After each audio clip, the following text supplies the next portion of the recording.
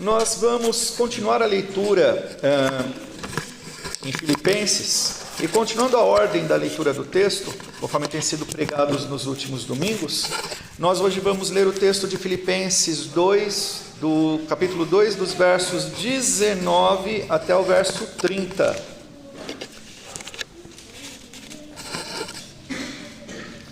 É um texto sobre Paulo e seus companheiros Timóteo e Epafrodito, e nós vamos abordar esse texto na perspectiva de um exemplo prático da doutrina do corpo de Cristo. Antes de fazer a leitura, vamos orar. Senhor Deus Santo e Todo-Poderoso, nós agradecemos a Ti porque mais uma vez nós estamos reunidos aqui como igreja do Senhor para bendizer o Teu santo nome e adorá-lo como o Senhor mesmo requer de nós. Agradecemos porque apesar das nossas imperfeições, o Senhor recebe o nosso culto, e o Senhor nos santifica, e o Senhor nos edifica na Tua palavra. O Senhor sempre fala com o seu povo, e agora estamos diante da Tua palavra, e imploramos ao Senhor que o Senhor nos ilumine na leitura do texto sagrado, a fim de que toda a igreja seja edificada, e que o Teu santo nome seja glorificado mais uma vez. Ajuda-nos, Senhor, na força do Teu Espírito. Eu te peço, o mesmo Espírito Santo que inspirou as palavras sagradas, que o Senhor também nos ilumine na sua leitura. Em nome de Jesus. Amém. Então, Filipenses capítulo 2, versos 19 até o verso 30 diz assim: Espero no Senhor Jesus enviar-lhes Timóteo o mais breve possível, a fim de que eu me sinta animado também ao receber notícias de vocês. Porque não tenho ninguém com esse mesmo sentimento e que se preocupe tão sinceramente por vocês. Todos os outros buscam os seus próprios interesses e não os de Jesus Cristo. Quanto a Timóteo, vocês conhecem o seu caráter provado, pois serviu ao Evangelho junto comigo, como um filho trabalha ao lado do pai. Portanto, este é quem espero enviar, tão logo eu saiba como vai ficar a minha situação. Mas confio no Senhor que também eu mesmo em breve irei até aí. No entanto, julguei necessário enviar-lhes Epafrodito, meu irmão, cooperador e companheiro de lutas, e da parte de vocês, mensageiro e auxiliar nas minhas necessidades. Ele tinha muita saudade de todos vocês e estava angustiado, porque vocês ficaram sabendo que ele adoeceu. De fato, adoeceu e estava à beira da morte, mas Deus se compadeceu dele, e não somente dele, mas também de mim, para que eu não tivesse tristeza sobre tristeza. Por isso, tanto mais me apresso em mandá-lo, para que, vendo-o novamente, vocês fiquem alegres e eu tenha menos tristeza. Recebam-no, pois, no Senhor com toda alegria, e honrem sempre os que são como ele, porque por causa da obra de Cristo ele quase morreu, arriscando a própria vida para suprir a ajuda que vocês não podiam me dar pessoalmente. Amém, irmãos? É até aqui. Esse é um texto sobre uma recomendação do apóstolo Paulo, de dois dos seus amigos, Timóteo e Epafrodito, para a igreja de Filipos, aos filipenses. Então o contexto desse texto é: o apóstolo Paulo está preso, ou ele está em Éfeso ou em Roma. Não existe uma certeza absoluta, mas de fato ele está preso, e provavelmente ele está numa prisão domiciliar, a prisão citada em Atos 28. E é por isso que ele podia compartilhar o Evangelho com todos os que pudessem ir até ele. Era uma prisão domiciliar, então acontecia de as pessoas poderem visitar o apóstolo Paulo. Dentre essas pessoas, então, ele recebeu esse irmão Epafrodito, que foi enviado pela igreja de Filipos para levar provisões ao apóstolo Paulo enquanto ele estava preso.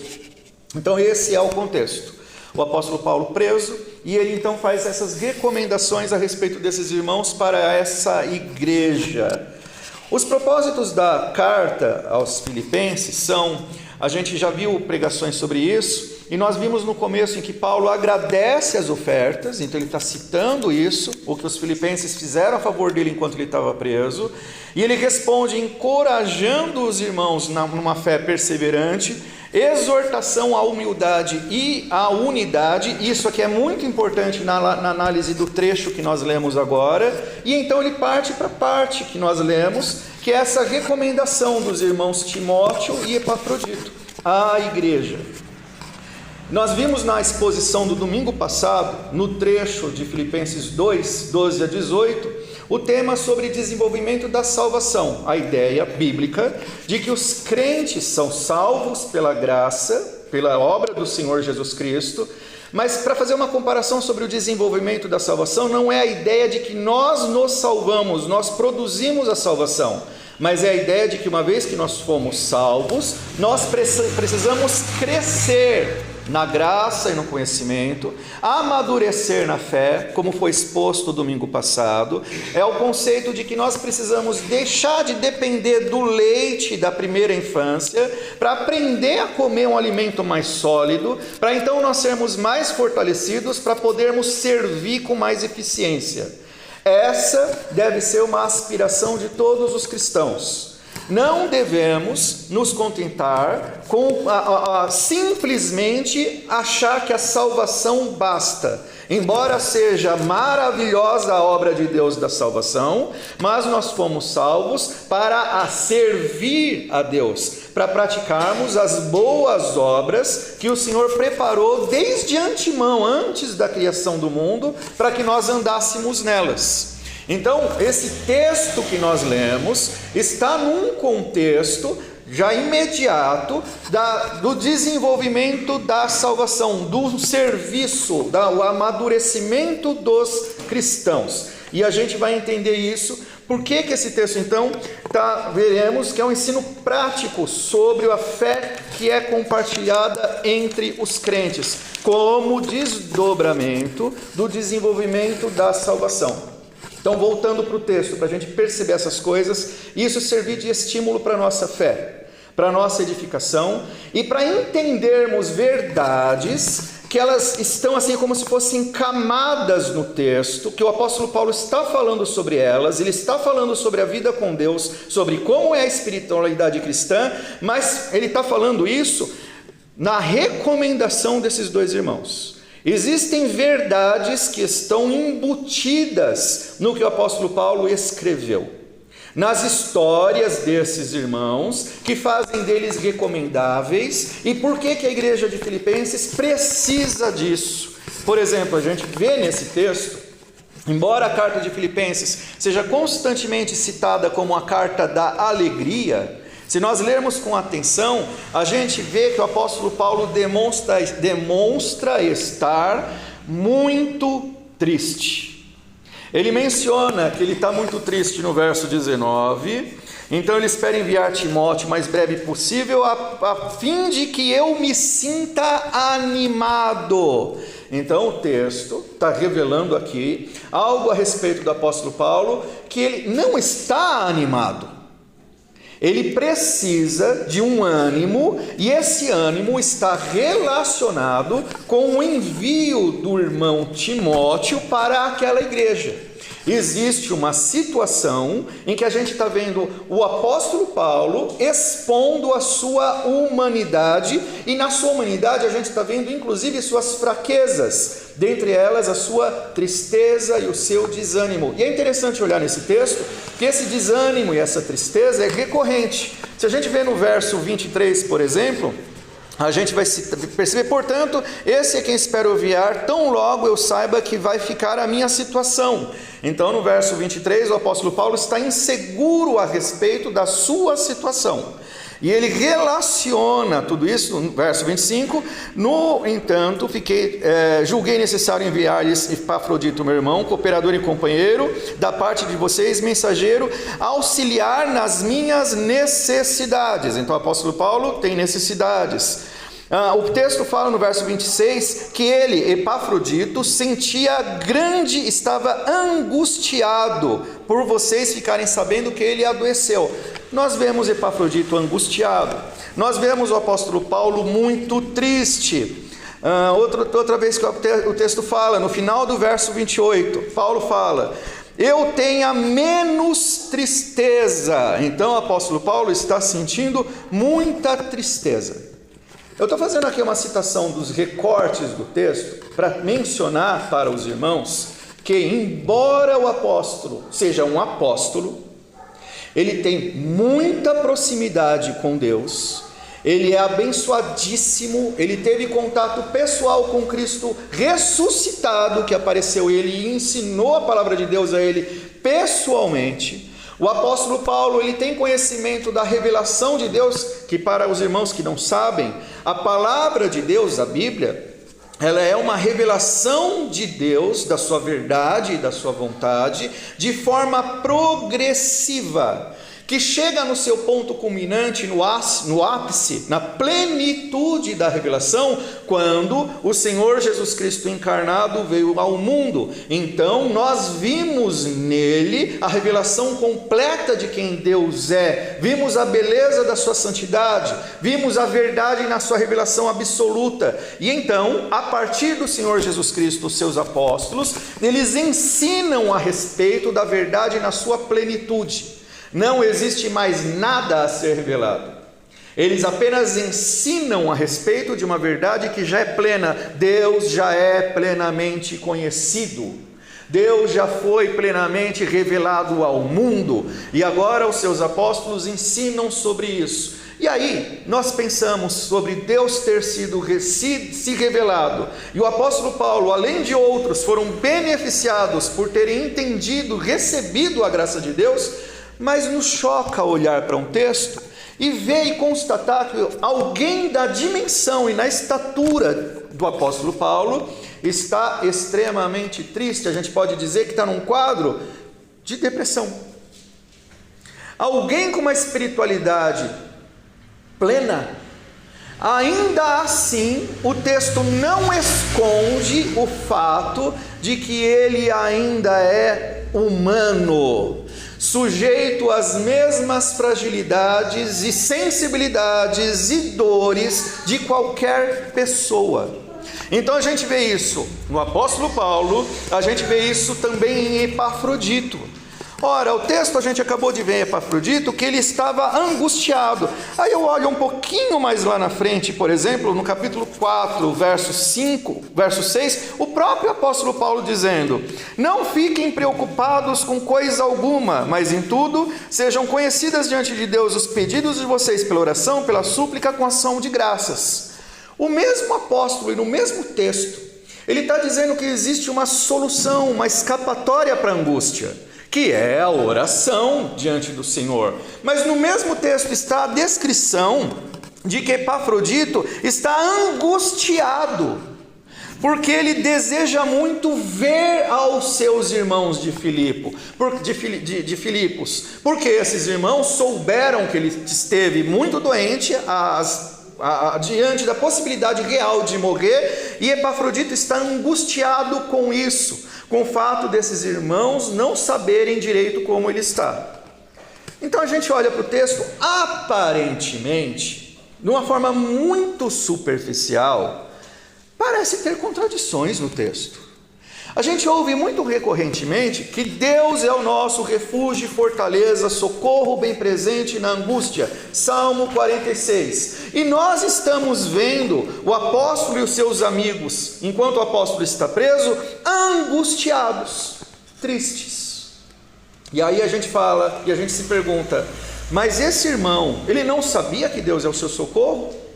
Ele não sabia que não basta orar ao Senhor para ter paz de espírito, para ter escape das suas ansiedades e das suas lutas espirituais, suas lutas anteriores? É claro que ele sabia. Então o que esse texto nos ensina sobre essa realidade?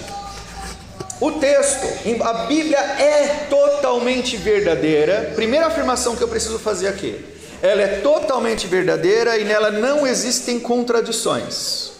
E é muito bom a gente examinar os textos quando aparentemente eles têm alguma contradição, porque na verdade eles não têm. A gente sabe que Deus, Ele é o refúgio, é a fonte de paz, Ele é o Salvador, Ele é aquele que consola o seu povo, e Ele pode sim fazer essas coisas, confortar, dirigir, curar diretamente aos crentes, quando os crentes buscam ao Senhor. Ele pode fazer isso, mas não é esse o meio ordinário de Deus agir. Deus pode aliviar as nossas angústias quando nós recorremos diretamente a Ele, como é o caso da situação do apóstolo preso. Ele pode, mas não é esse o modo ordinário, normal, corriqueiro e prometido de Deus agir. Qual é o modo ordinário, corriqueiro de Deus ser o nosso refúgio e fortaleza? Ele sempre faz as coisas, não necessariamente pelos meios não ordinários. Nem sempre ele faz milagres, mas ele sempre exerce a sua graça e o seu cuidado através dos meios ordinários. E é disso que esse texto está tratando. Do que a gente vai dizer sobre meios ordinários e meios não ordinários ou extraordinários? A igreja, nesse texto, a gente está falando da igreja de Filipos, e o texto está falando de pessoas reais, o apóstolo Paulo, os crentes da igreja, Timóteo e Epafrodito. Ele não está citando a ação de Deus, ele está citando a fé e a fidelidade desses irmãos em Deus. Ele está falando a respeito de Timóteo ter sido testado e aprovado. Ele está falando do fato de que ele, como apóstolo, ensinou Timóteo, seu filho, na fé. Ele está falando a respeito de Epafrodito, como um homem que está sofrendo, mas um homem testado e aprovado na fé, companheiro de lutas, pessoa, um homem, um crente, que provou o seu valor de fé. Então o texto está focando não nos atos de Deus, o texto está focando nos atos dos crentes. Então o texto está focando na igreja. A igreja é um meio ordinário de Deus agir. A igreja, que é a fraternidade dos crentes, é um meio ordinário de Deus agir e de Deus derramar, comunicar, compartilhar a sua graça. Deus salva todos os dias. Deus exerce o seu poder todos os dias. Deus exerce a sua graça, Ele conforta as pessoas todos os dias. E o meio ordinário de Deus fazer essas coisas é através da atuação dos crentes, da igreja, dos portadores da sua palavra, dos portadores do seu espírito, dos portadores da sua graça. Então o texto, a gente está vendo Paulo e os irmãos sofrendo, Paulo apresentando soluções, e essas soluções são por meio das ações dos próprios crentes. Então o texto está falando sobre a doutrina do corpo de Cristo. O que é o corpo de Cristo? O corpo de Cristo é um milagre da encarnação, quando Deus conosco, realmente e finalmente, andou entre nós na pessoa do Senhor Jesus Cristo e agiu entre nós.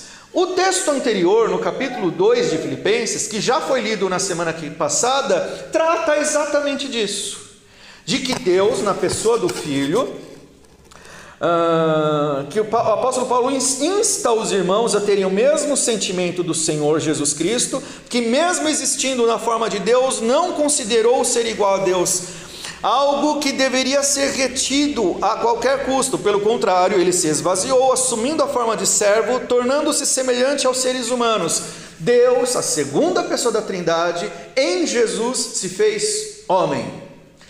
Essa é a doutrina do corpo de Cristo. Cristo se fez homem físico, um homem natural, um homem que viveu entre nós, plenamente humano. Não era Deus fingindo ser homem, é um mistério, é um milagre da encarnação. Deus em Cristo se fez homem, mas o Senhor Jesus Cristo morreu na cruz, ressuscitou e subiu ao céu. E agora, de acordo com o ensino do próprio apóstolo Paulo, que é o ensino do Senhor Jesus Cristo, o corpo de Cristo é a igreja. É o que está escrito em 1 Coríntios 12, verso 27. Vocês O apóstolo Paulo falando, que na verdade é o próprio Senhor Jesus Cristo falando através do apóstolo Paulo, o seu apóstolo.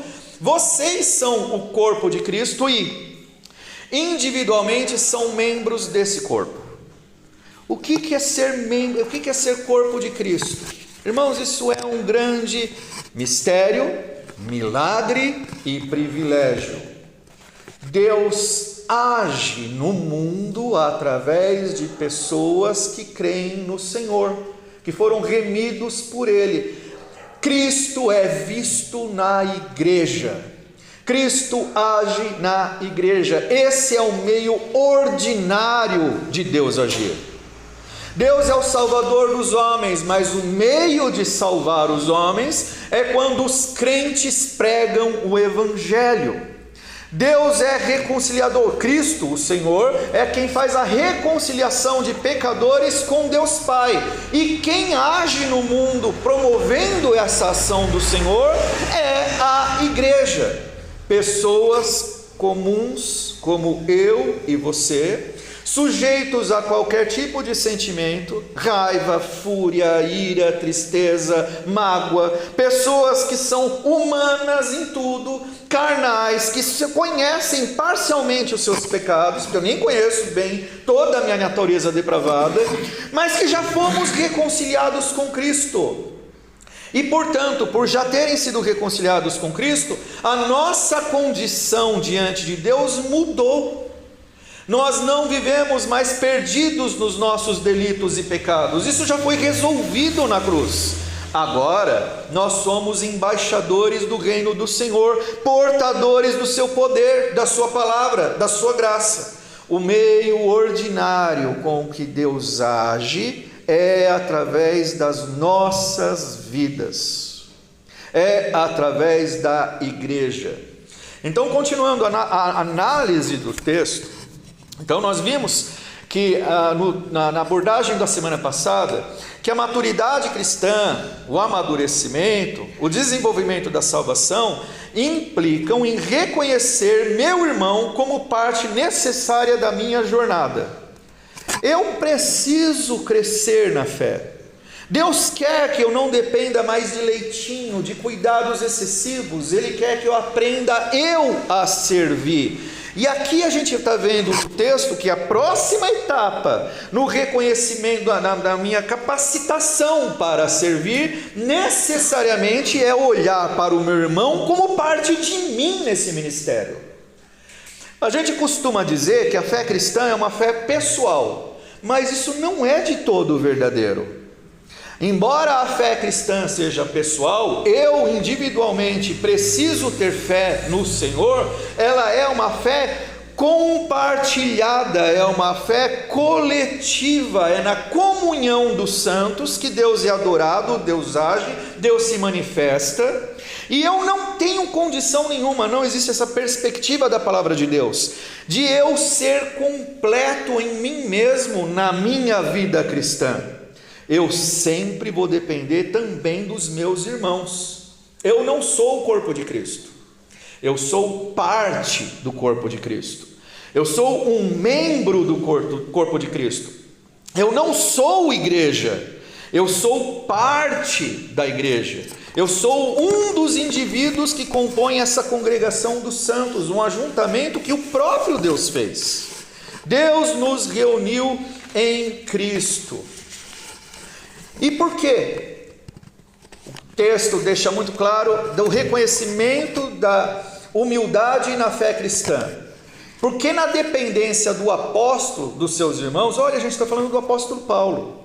O apóstolo Paulo depende dos seus irmãos. A gente vê isso, por exemplo, em Efésios 6, quando ele fala: orem também por mim, para que me seja dada a palavra no abrir da minha boca.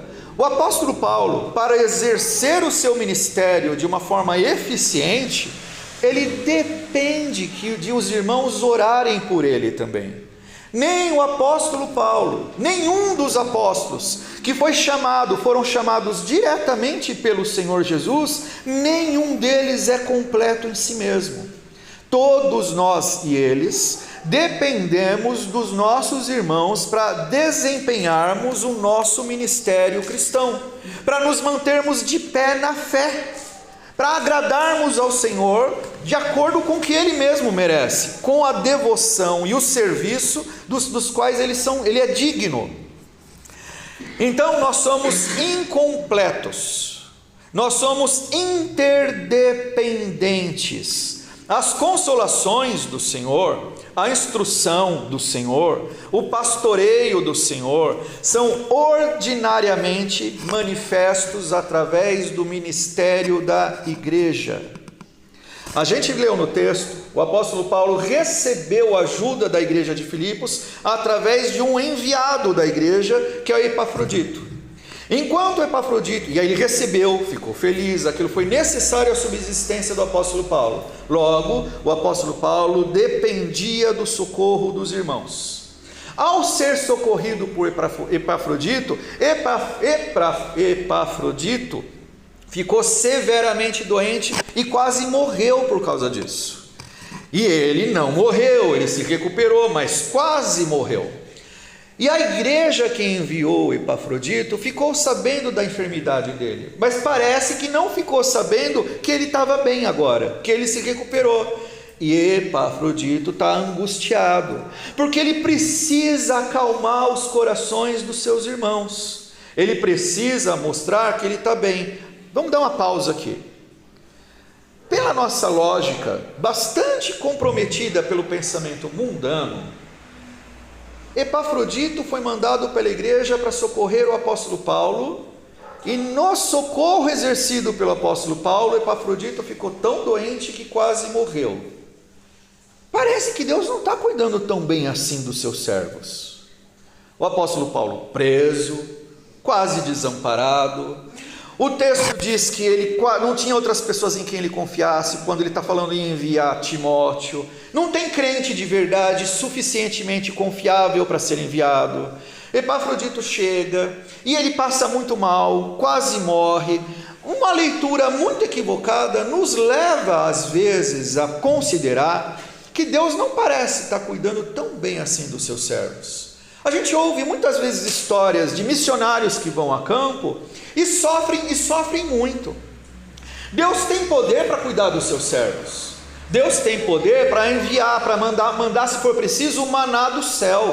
Deus tem poder para fazer milagres, e Deus faz milagres. Mas nem sempre a gente percebe, a gente vê esses atos de Deus, onde na nossa concepção faria muito sentido Deus agir de forma maravilhosa. Se Deus quiser, Ele resolve os problemas de todo mundo num estalar de dedos. Deus tem pleno poder sobre todas as coisas, mas esse não é o modo ordinário de Deus agir. Deus usa os sofrimentos, Deus usa os choros, Deus usa os desesperos que a gente sente, Deus usa os quebrantamentos, Deus usa muitas vezes e nos leva a fazer certos tipos de oração, porque no secreto nós falamos para Deus: Deus, por quê? Eu estou te servindo, o que eu estou procurando é cumprir a tua palavra, porque eu não entendo. Paulo está muito triste, Epafrodito está angustiado. Paulo olha ao seu redor, ele não encontra muitas pessoas em quem ele pode confiar. E ele está naquela situação exclusivamente porque ele está servindo a Deus.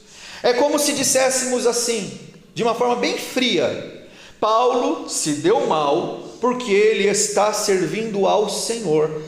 Ele está preso porque ele está pregando o Evangelho, e estando preso, ele está dependendo das misericórdias dos outros. Paulo está passando fome, Epafrodito quase morreu. A gente olha ao final da história, a gente sabe que agora ele se recuperou, mas e os dias de febre e carestia, e os dias de muita dor, em que na cama dele ele perguntava secretamente: Senhor, por quê? Eu estou aqui a teu serviço. E irmãos, assim que é. Nós fomos chamados para sermos participantes não apenas das glórias do nosso Senhor no porvir.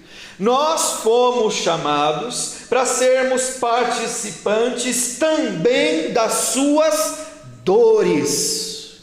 A fé cristã necessariamente é uma fé de deserto, de sacrifício. Quem quiser vir após mim, negue-se a si mesmo, tome a sua cruz e me siga. E aí a gente olha para esses servos de Deus no texto, nenhum deles considerou desistir, porque todos eles sabiam que a glória do Senhor estava diante deles, que ainda que ele tivesse que passar por severas provações, tudo ele pode naquele que o fortalece. O texto não está falando de provações comuns, de dificuldades comuns que as pessoas perdidas sofrem, enfermidade, desemprego. O texto está falando exclusivamente das provações impostas aos crentes. O caminho de Cristo é um caminho de cruz, e esse é o único caminho possível.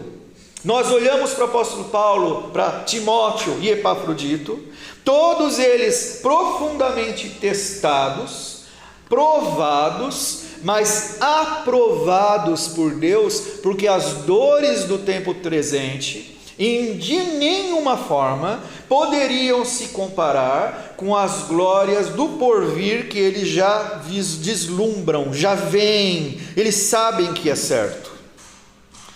Só que o caminho é um caminho de dor. Deus pode livrar, Deus é nosso refúgio e fortaleza. Onde nós vemos Deus sendo refúgio e fortaleza? Na fraternidade cristã. Existe um problema, a angústia de Epafrodito.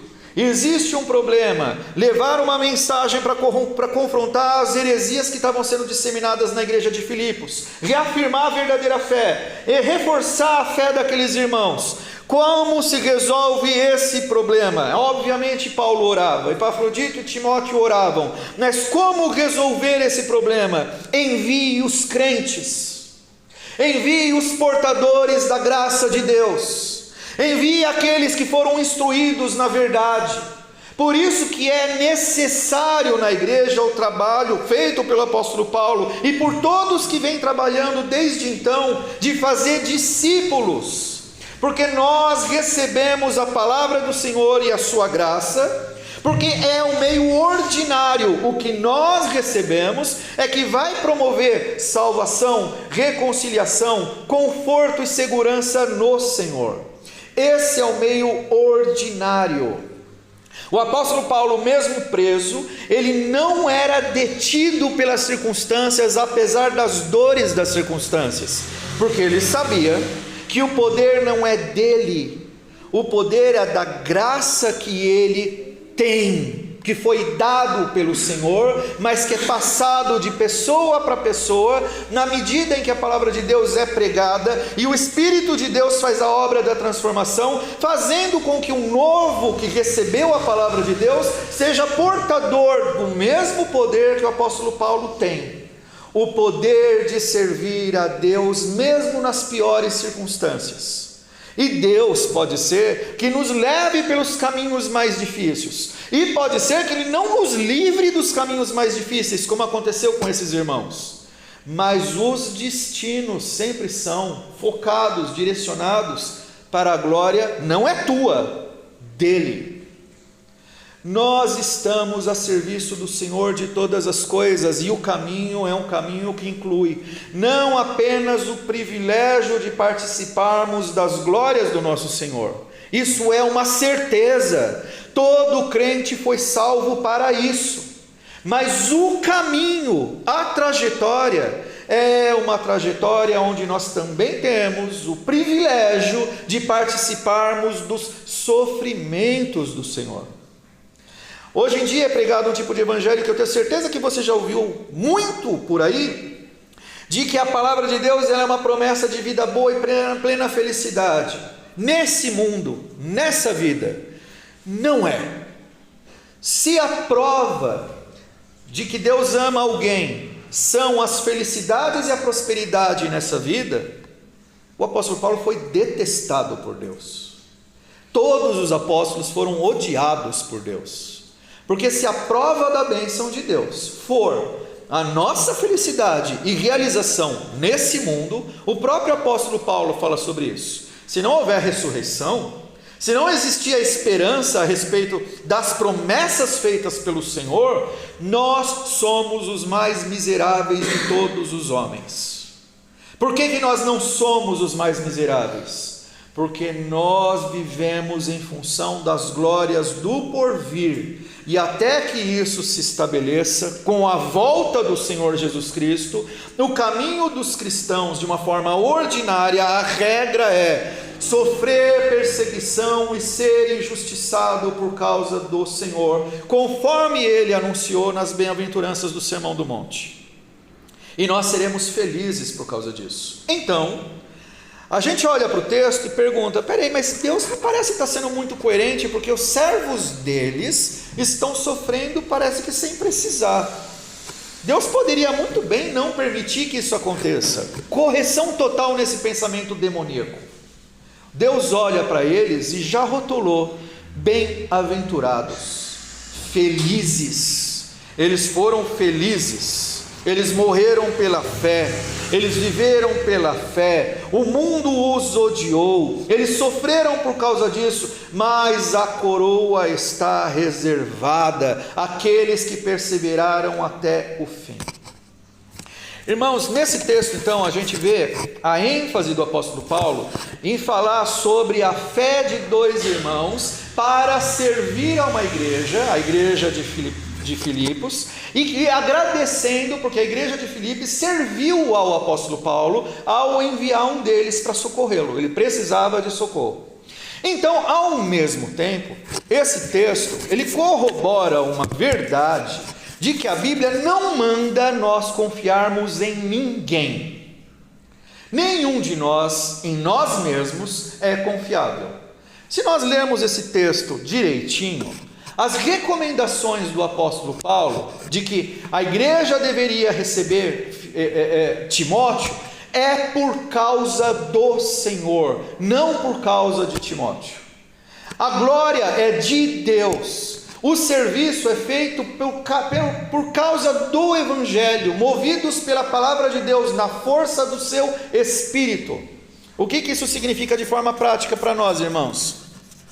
Nós não somos desafiados a confiar nas pessoas, mas confiar no Senhor implica confiar nos seus servos, por causa do Senhor. O texto até fala para honrar Epafrodito. Honrar aqui é reconhecer que porque ele faz muito bem, e esse bem é bem definido, ele faz o bem na medida em que ele serve ao Senhor. Ele serve à palavra do Senhor. O que define os motivos para ele ser honrado estão muito claros.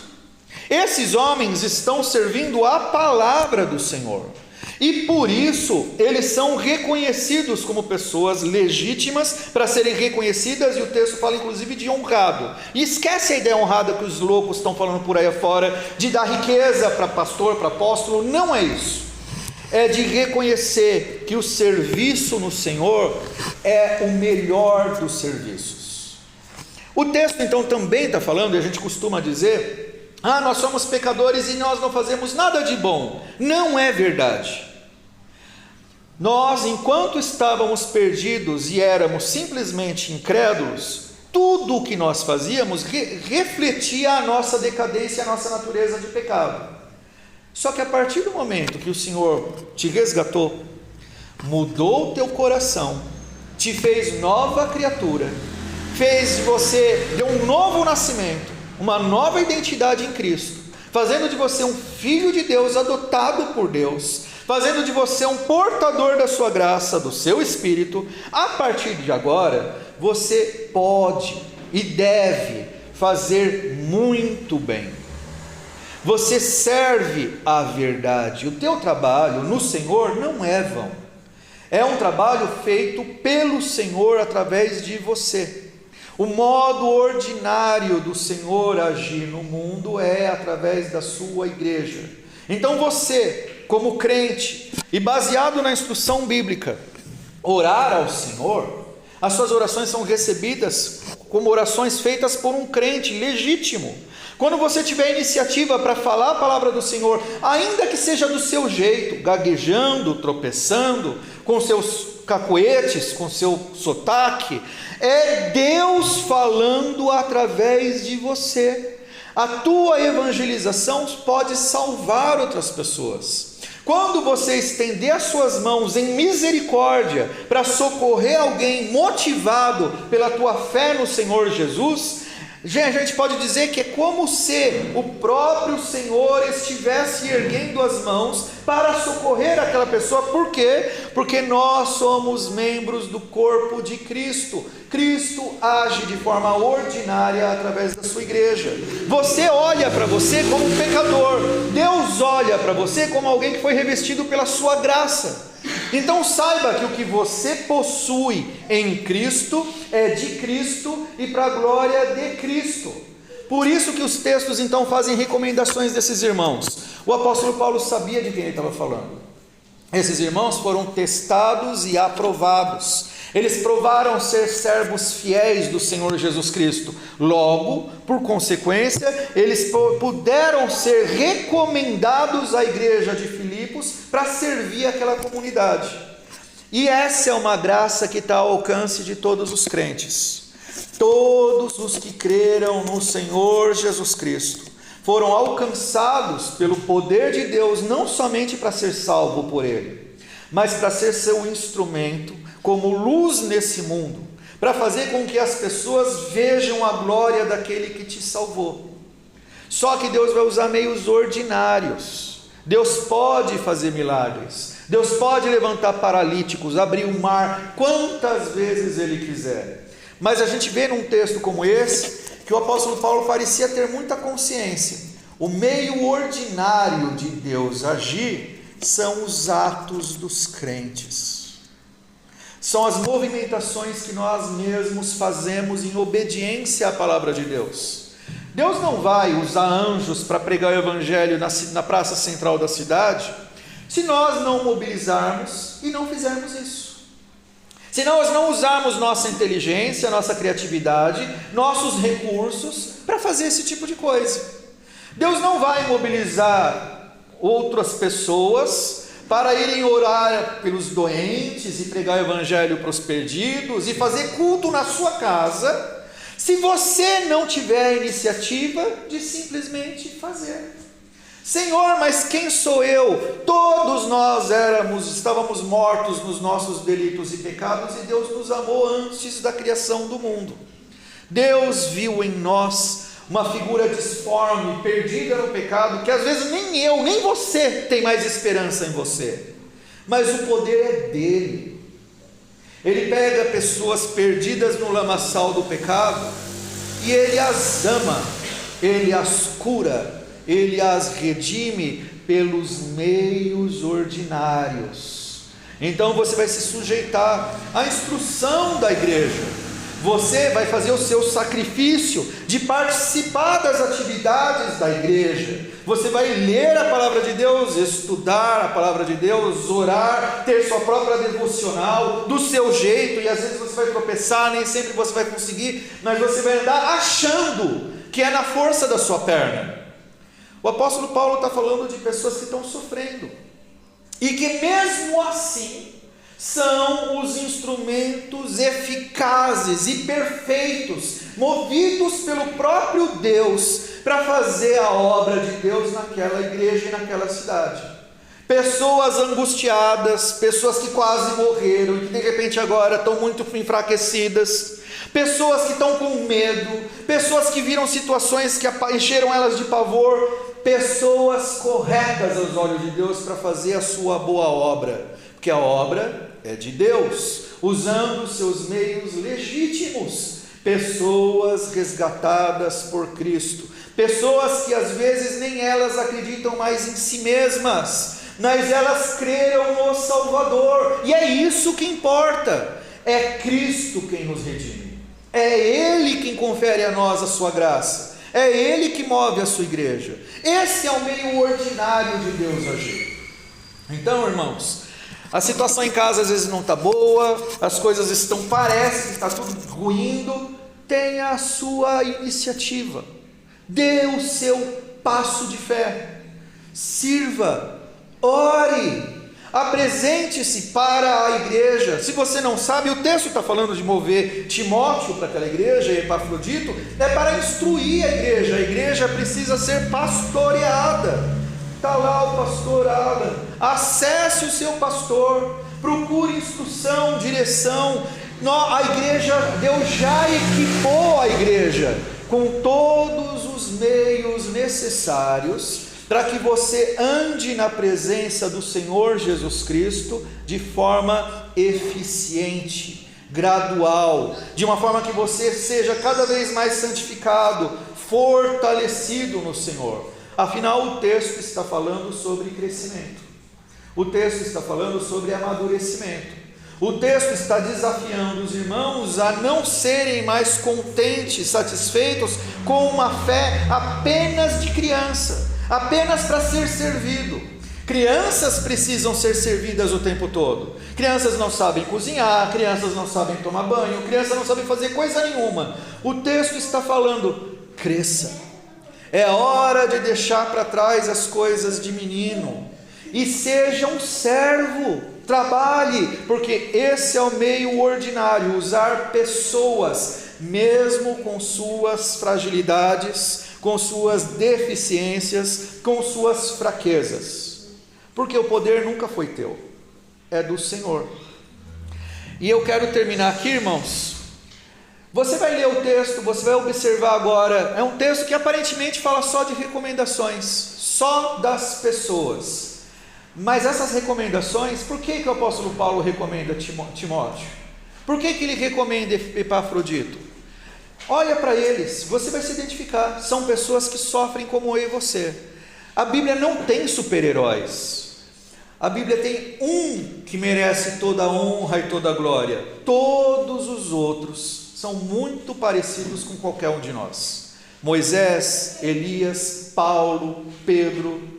O que distingue todas essas pessoas é que simplesmente a gente está vendo o testemunho da fé deles, que o Senhor os moveu, a mesmíssima fé que nos foi dada. Eu termino aqui, irmãos, que o Senhor abençoe a todos e passo a palavra para o pastor.